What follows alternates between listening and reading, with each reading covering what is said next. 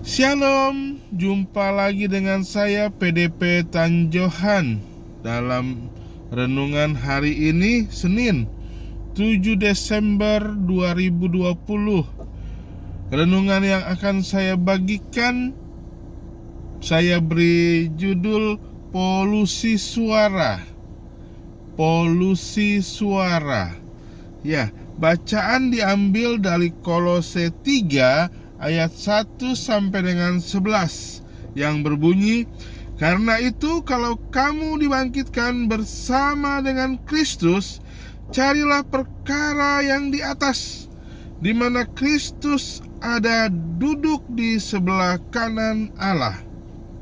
Pikirkanlah perkara yang di atas, bukan yang di bumi. Sebab kamu telah mati dan hidupmu tersembunyi bersama dengan Kristus di dalam Allah. Apabila Kristus yang adalah hidup kita menyatakan diri kelak, kamu pun akan menyatakan diri bersama dengan Dia di dalam kemuliaan. Karena itu, matikanlah dalam dirimu segala sesuatu yang duniawi, yaitu percabulan, kenajisan, hawa nafsu, nafsu jahat, dan juga keserakahan, yang sama dengan penyembahan berhala.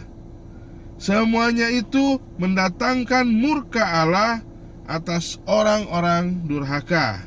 Dahulu kamu juga melakukan hal-hal itu ketika kamu hidup di dalamnya. Tetapi sekarang buanglah semuanya itu, yaitu marah, geram, kejahatan, fitnah, dan kata-kata kotor yang keluar dari mulutmu. Jangan lagi kamu saling mendustai, karena kamu telah menanggalkan manusia lama serta kelakuannya, dan telah mengenakan manusia baru yang terus-menerus diperbaharui untuk memperoleh pengetahuan yang benar menurut gambar Khaliknya.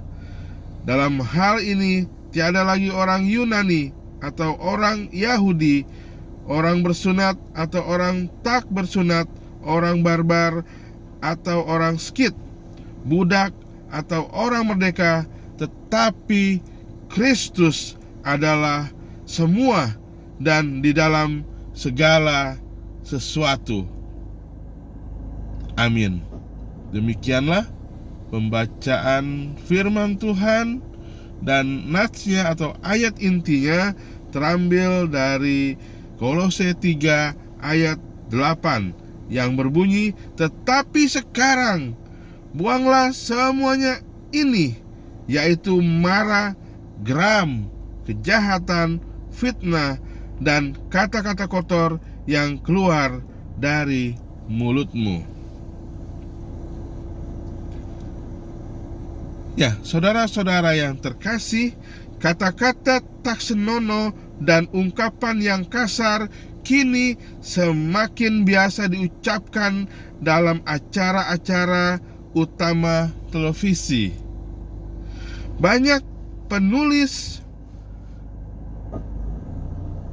dan produser tampaknya semakin sering melanggar batas ketentuan yang diizinkan masyarakat tentang penggunaan kata-kata yang tidak bermoral dan bersifat menyerang.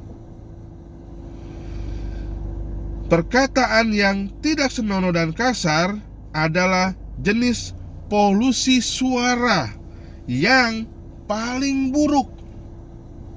Selain menghujat Allah, kata-kata kotor juga merendahkan manusia. Percakapan yang diakhiri dengan kutukan, sumpah serapah, dan ungkapan-ungkapan kotor serta kasar mengaburkan keindahan ide-ide yang luhur.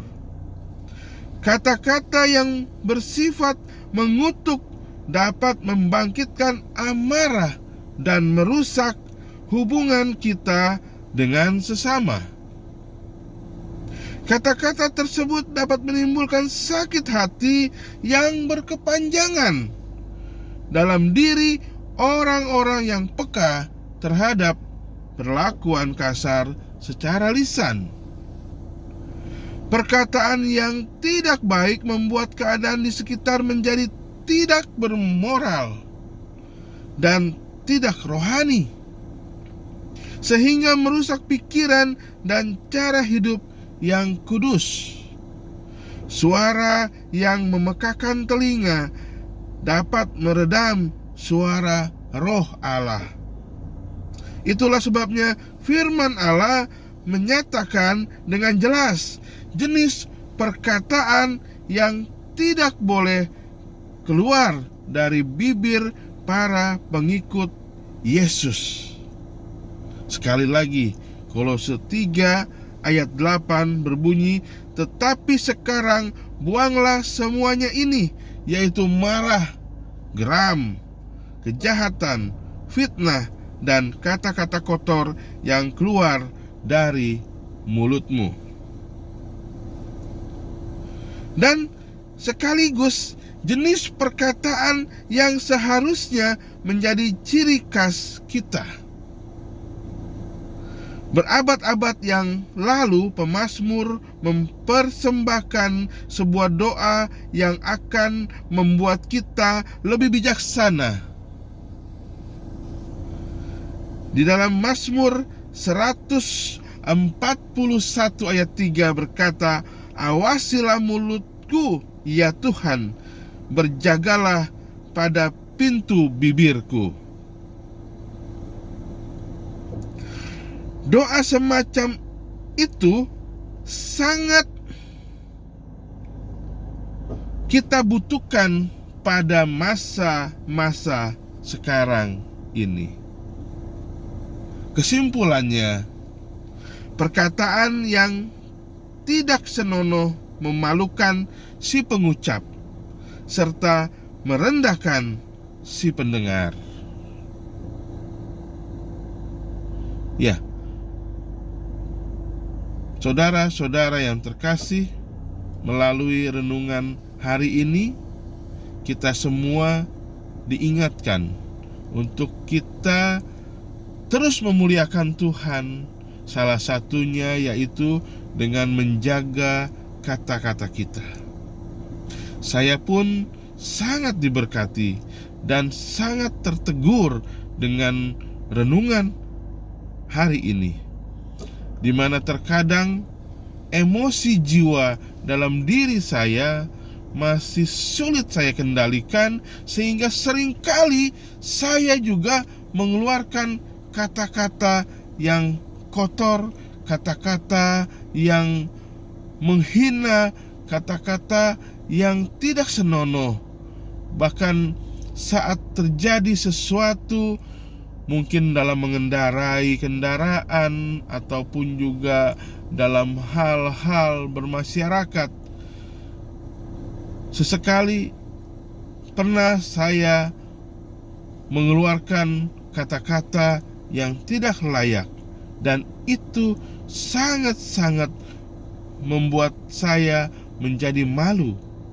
Sekalipun kata-kata itu tidak terdengar oleh orang yang saya tuju, maksudnya yaitu saya hanya bergumam ataupun juga hanya menunjukkan kekesalan, kekecewaan, sakit hati dengan ngedumel, dan itu puji Tuhan tidak didengar oleh orang yang sedang saya tuju.